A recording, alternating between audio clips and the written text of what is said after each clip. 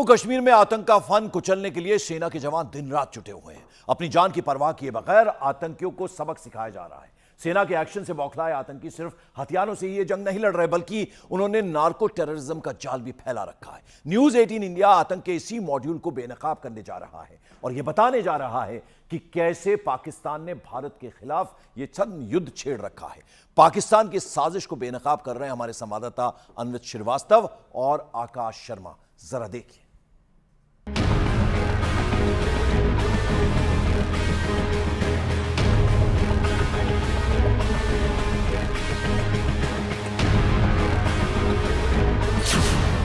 दहशतगर्दी का narco module बेनकाब, ड्रग्स के सहारे पाकिस्तान की जहरीली साजिश। न्यूज 18 इंडिया की super exclusive report. Jammu Kashmir में आतंक के खिलाफ सेना का अभियान लगातार जारी है। आतंक के नेटवर्क पर कार्रवाई हो रही है। आतंकियों के मददगारों की गिरफ्तारी हो रही है और आतंकियों तक आर्थिक मदद पहुंचाने वाले संसाधनों पर शिकंजा कसा जा रहा है। इसके बावजूद जम्मू कश्मीर में चुनौतियां बनी हुई हैं।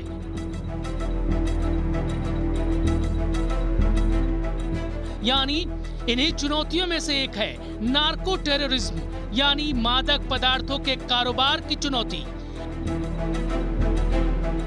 आज न्यूज 18 इंडिया उस सोर्स का पर्दाफाश करने वाला है जहां से जम्मू कश्मीर तक नशीले पदार्थों का जहर फैलाया जा रहा है। और इस खबर की तलाश ने हमें पाकिस्तान की सीमा से सटे कुपवाड़ा तक पहुंचा दिया। यहाँ कुछ दिन बिताने के बाद हमारे सामने जो कुछ आया उसने हमारी पूरी टीम को सन्न कर दिया। और ये इसलिए हुआ क्योंकि हम ओवरग्राउंड वर्कर्स के एक एक्टिव नेटवर्क से संपर्क साधने में कामयाब रहे। पहले तो इस नेटवर्क से जुड़े लोगों ने हमसे बातचीत करने से मना कर दिया, लेकिन काफी देर तक समझाने के बाद उनमें से एक ने राज उगलने के लिए हामी भर दी। इस शख्स ने नार्को टेररिज्म और उसके पूरे नेक्सस की कहानी बताई। ये एक तंगडार की बात नहीं है, ये पूरे जम्मू कश्मीर सब की बात है। पौंछ, लजौरी, डोडा, किश्तवाड़, जगह जगह की बात है सर। ये जब इधर से गए, ये पाकिस्तान विजिट पे गए, उनके फोन नंबर वगैरह ये वो लटम पटम ने ला के रखा अपना सब कुछ। अब इनका तालमेल इधर से हो रहा है। अब उधर से वो आपने डायरेक्शन दिखाते हैं कि फलानी जगह, वो जो लोग यहाँ से गए हुए हैं उन लोगों को हर जगह का पता है, हर जंगल का पता है, हर बॉर्डर का पता है, किस बॉर्डर में किस जगह में हमें क्या करना है। फिर वो लाते हैं वहाँ पे, वहाँ लाकर फिर भेजते हैं इनको, ये लाते हैं सीधा इधर। जब इधर पहुँच गया तो फिर आगे खुल हो जाती है। फिर आगे जब नाके पे कोई पकड़ा गया, नहीं पकड़ा गया तो गया।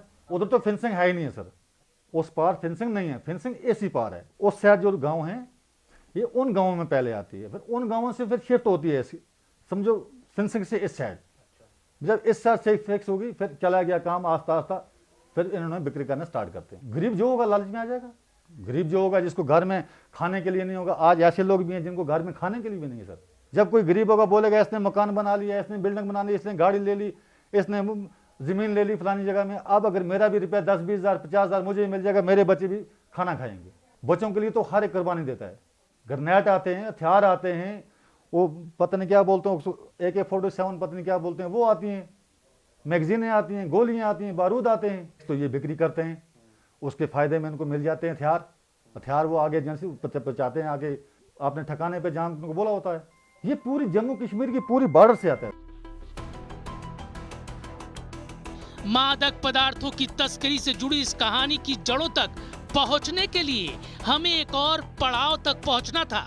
ये पड़ाव था पुंछ।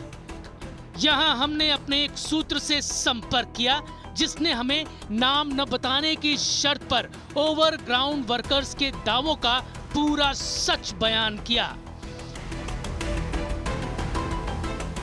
टेररिज्म और ड्रग्स को अलग नहीं कर सकते। पहले जब यहाँ टेररिज्म आया, फिर उसके साथ ड्रग आया। उससे पहले ड्रग का कोई नाम नहीं था, और वो जो ड्रग अब आया है वो अब हमारी नस्लों की जड़ों में चला गया है। अब वो पूरी सोसाइटी को खराब कर रहा है। जब लोग ड्रग में पड़ जाते हैं तो फिर वो टेररिज्म में भी सॉफ्ट टारगेट बन जाते हैं। ड्रग जितना है ये क्रॉस बॉर्डर हो रहा है, हमारे बॉर्डर से आ रहा है, हमारा पड़ोसी मुल्क भेज रहा है, और मिलिटेंसी जो है वो भी वही भेज रहा है, तो पीछे से भी ये जुड़ा है। तो ये तो है ना कि फिर वो उसी रास्ते से आ रहा है, बॉर्डर के सटे इलाकों से लोगों का हो सकता है आपस में वो लिंक तो है ना। यानी पाकिस्तान की तरफ से नार्को टेररिज्म के जरिए भी नुकसान पहुंचाने की लगातार कोशिश की जा रही है। इस बात का पता ऐसे भी चलता है कि सरहदी इलाकों से कई बार ड्रोन और करोड़ों के ड्रग्स बरामद हो चुके हैं।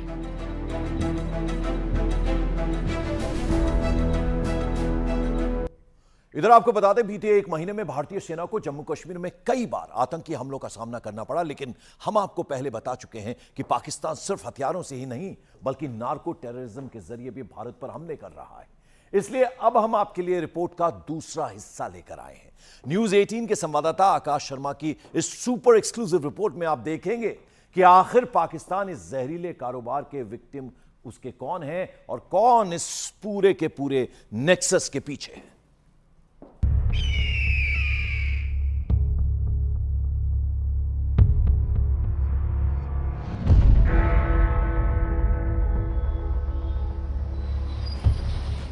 अक्टूबर 2023 तक जम्मू कश्मीर ने नशीले पदार्थों की बरामदगी के मामले में 1219 केस दर्ज किए।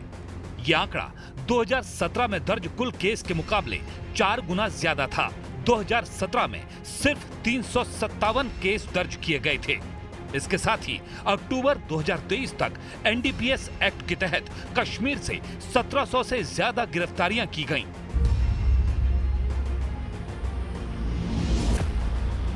लेकिन सवाल यह है कि आखिर इन बढ़ते हुए मामलों का पीड़ित कौन है?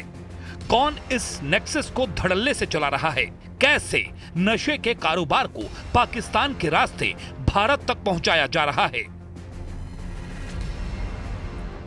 इन्हीं सवालों के जवाब की तलाश में हमारे संवाददाता आकाश और अन्वित निकल पड़े। इस दौरान हमारी टीम ने राजौरी, पुंछ, कुपवाड़ा, करेन और कठुआ को अपने नक्शे में शामिल किया। इस दौरान गांव के बीच बसी एक चौकी पर हमारी मुलाकात company commander major Ankush Thakur से हुई, जिन्होंने हमें बेहद महत्वपूर्ण जानकारी दी। So the activities of this narcotic smuggling has almost doubled, and I'll say more than doubled from what it was in 2019 to present 22 and 23. In 2019, the amount of the recovery of heroin was somewhere around 103 kgs, but in 2022 it increased to 240 kgs approximately.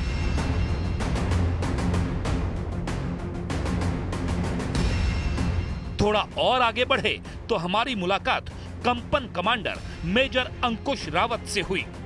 They have no set pattern or they don't know any boundaries. And it is a pervasive threat which requires us to do continuous surveillance, and a unified effort is required to eliminate these attempts. It requires us to be adaptive, resourceful, and at the same time constantly evolving all our drills and strategies so that we are alive to this situation. यहाँ ऐसी कई post हैं जहाँ से सरहद पर नजर रखी जा सकती है। बावजूद इसके घुसपैठ की कई बार कोशिशें हो चुकी हैं। ऐसे ही दुर्गम रास्तों के जरिए पाकिस्तान की सरहद से नशीले पदार्थों की तस्करी की जाती है और इसका टारगेट होता है जम्मू कश्मीर के आम लोग। Narcotics is being smuggled into the Jammu Kashmir region, and further to it, it is being utilized and providing the assistance to terrorists in sustaining themselves in this area. The narco-terror nexus goes hand in hand, as always been stated by the Jammu and Kashmir police in recent times. यहाँ सिर्फ सेना ही निगरानी नहीं करती, बल्कि स्थानीय police भी रोजाना की जांच के लिए जिम्मेदार है। Here we can say that many youngsters are involved into it. Though we have been able to control it to a larger extent, but still the problem remains. And we have also been at the same time we have to tackle particularly the drug menace which is originating from Pakistan. आंकड़े वाकई चौंकाने वाले हैं, जो ये तय करते हैं कि ड्रग्स तस्करी को लेकर यहाँ कितनी सख्त निगरानी की जरूरत है। इसलिए अब हमने जम्मू कश्मीर पुलिस बल के सबसे बड़े अधिकारी से संपर्क किया, डीजीपी आर स्वैन, यानी वो व्यक्ति जिन्होंने 2 साल पहले उस यूनिट की स्थापना की थी, जिसका मकसद सिर्फ नार्को टेररिज्म से मुकाबला करना था। There are many Punjab based dealers who have figured in our investigation, large number of them. The connection between Punjab and Kashmir in terms of narcotics trade is becoming very clear. This year NDPS seizures have seen a significant increase, also number of registration of cases. Drugs तस्करी के आतंक का ये लगातार बढ़ता खतरा देश की सुरक्षा एजेंसियों के लिए चुनौती बना हुआ है। यही वजह है कि सुरक्षा बल ने निगहबानी को सख्त कर दिया है।